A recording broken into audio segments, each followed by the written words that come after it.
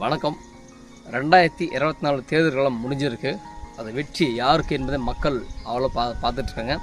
சரி, இந்த பாட்டாளி மக்கள் கட்சி சேர்ந்த தொண்டர்கள், இளைஞர்கள், குறிப்பாக நிர்வாகிகள் கொஞ்சம் ஓய்வெடுக்கலாமா அப்படின்னா முடிஞ்சவரை கொஞ்சம் மாற்றிங்க. ஒரு ரிக்வெஸ்ட்டாக பண்ணுறேன்.